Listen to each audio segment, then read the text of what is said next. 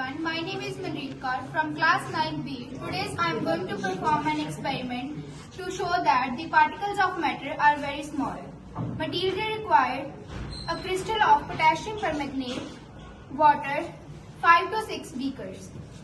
Procedure: now we dissolve crystal of potassium permanganate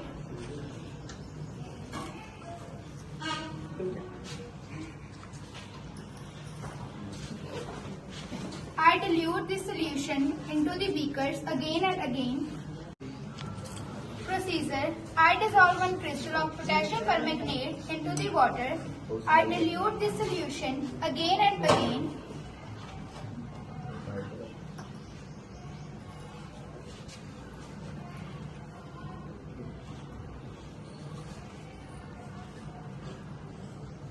Its color becomes lighter but not disappear completely.